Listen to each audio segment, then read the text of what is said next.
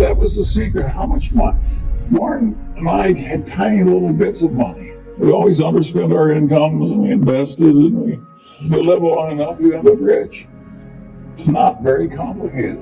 Now, there is a part of life which is, how do you scramble out of your mistakes without them costing too much?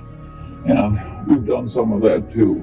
If you look at Berkshire Hathaway, think of its founding businesses: a doomed department store, a doomed New England textile company, a doomed trading stamp company. Out of that came Berkshire Hathaway. Now, we handled those losing hands pretty well, and we bought into them very cheaply. But of course, the success came from changing our ways and getting into the better businesses. It isn't that we were so good at doing things that were difficult. We were good at avoiding things that were difficult, finding things that are easy. By the way, when we bought the Daily Journal, that was easy. What we're doing now in this software business is difficult. But due to the accident of these good associations and the fact that these old colleagues have lived so long, we're doing pretty well in the new business. It has potential, and it's fun to do. The other great secret is that we're good at lifelong learning. Warren is so much better in some ways in his 70s and 80s than he was younger that it's almost awesome. If you keep learning all the time, you have a huge advantage. And we both just like it. And we have a wonderful group of friends. Really wonderful. From whom we can learn a lot. Yeah. It's not my nature, when you get little surprises as a result of human nature, to spend much time feeling betrayed. I always want to just put my head down and adjust.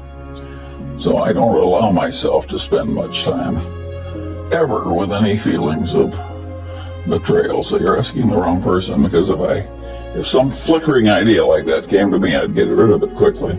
I don't like any feeling of being victimized. I think that's a counterproductive way to think as a human being. I am not a victim. I'm a survivor. You are, indeed. Yeah.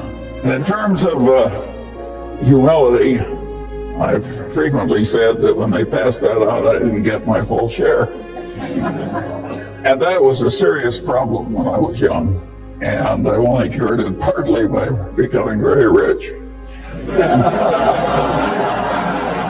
And generous. It takes both to overcome a defect like that. So the young people in the room, don't copy this if you're not willing to pay the price. Well, I don't, but if humility means that you know the edge of your own competency, yes, and you aren't arrogantly stepping over the boundary, I'm very good at that.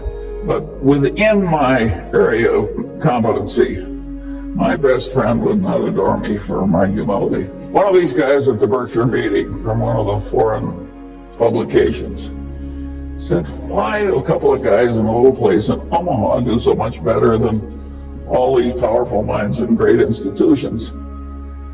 And I said, well, I think Warren and I know the edge of our competency better than other people do. And that's humility in the umbrella sense. And that is a very important thing to know. I say over and over again, it's not a competency if you don't know the edge of it. You are a disaster if you don't know the edge of your own competency. Warren frequently says, I'd rather deal with a guy with an IQ of 130 who thinks it's 125 than a guy with an IQ of 180 who thinks it's 200. That second guy will kill you. And so it is very important to know the edge of your own competency. It's amazing how if you just get up every morning and keep plugging, have some discipline, keep learning, and it's amazing how it works out okay. I don't think it's wise to have an ambition to be president of the United States or a billionaire or something like that, because the odds are too much against you. Much better to aim low. I did not intend to get rich. I wanted to get independent. I just overshot. And, and by the way, while you're clapping, some of the overshooting was accidental. You can be very deserving and very intelligent and very disciplined, but there's also a factor of luck that comes into this thing. And the people who get the outcomes that seem extraordinary, They're the people who have discipline and intelligence and good virtue, plus a hell of a lot of luck. Why wouldn't the world work like that? Real opportunities that come to you are few. It's a very fortunate life that is just bathed in opportunity all the way. Most people just get a few times when they can make a huge difference by seizing a huge activity. When you find one, my dear grandchildren, and you can clearly recognize it, seize it boldly and don't do it small. Assume that your really major opportunities in life are going to be few. And when you get a Lollapalooza, for God's sakes, don't hang by like a timid little rabbit. Don't hang back. They aren't that many of the really big good ones. If you take the whole history of Berkshire Hathaway, if you take out the 20 best transactions, our record is a joke. Well, 20 best transactions over 40-some years, that's one every 2 years. And we work at it all the time. Life is not just bathing you in unlimited opportunities, even if you work at being able to find them and seize them. It's not real brilliance. In other words, you talk about prodigy, what it takes to extend the boundaries of physics. Neither of us has that. We have learned how to outperform people who are a lot smarter. Yeah, we can't play top-notch chess. No, we can't. No. But we know how to do what we do. Well, luckily, I got at a very early age the idea that the safest way to try and get what you want is to try and deserve what you want. It's such a simple idea. It's the golden rule, so to speak. You want to deliver to the world what you would buy if you were on the other end.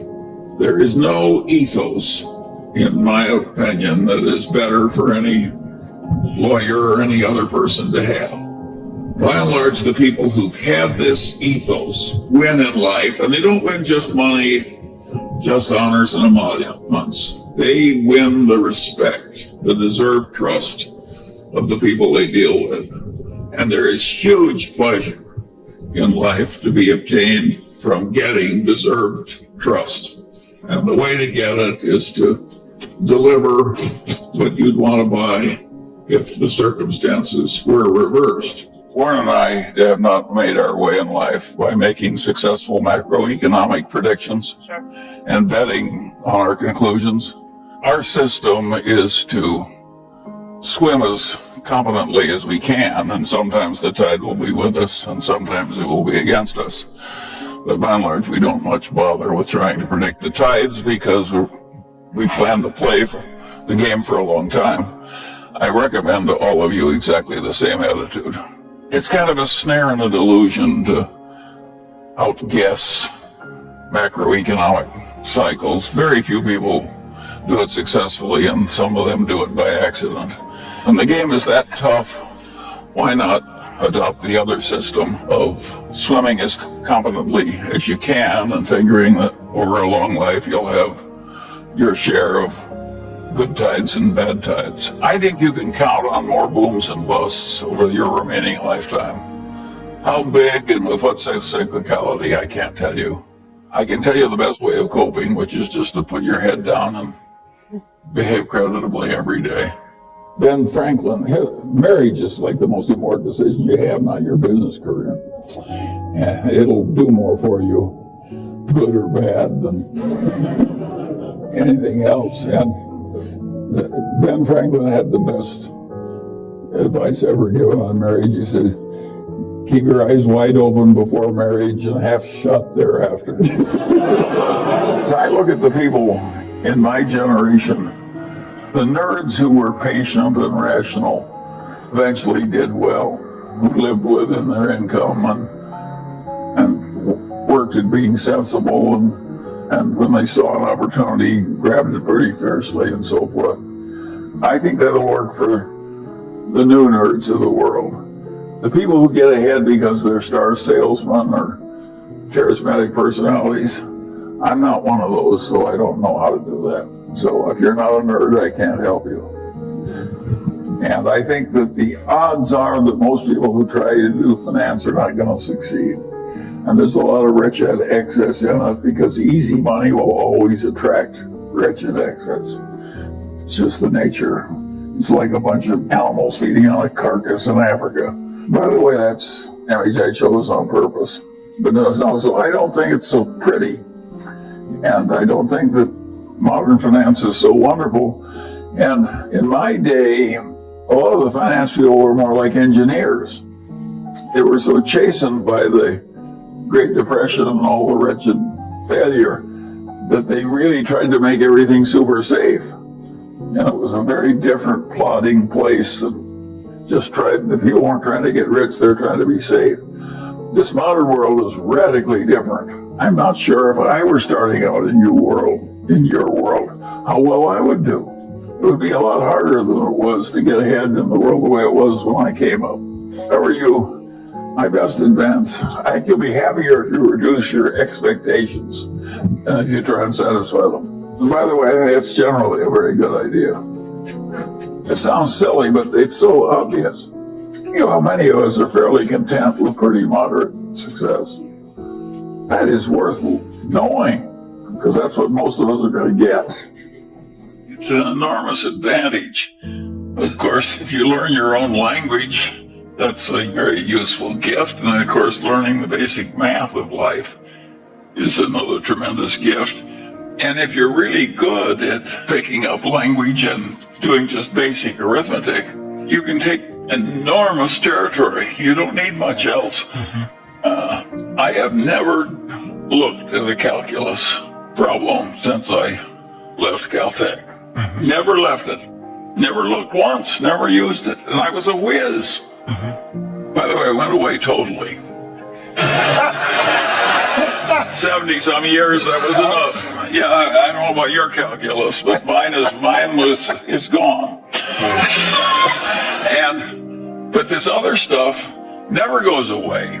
And if you keep honing it and if you get good at it, then you learn something that's more important than what they teach you in college, is you learn the method of learning.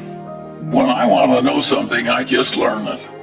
Take, for instance, I got to the Harvard Law School. I couldn't figure out how Reverend Moon was inviting people out to one weekend, and they came back brainwashed zombies for the rest of their lives. And nobody in the Harvard Law School could explain it to me. So I said, I'll figure it out for myself.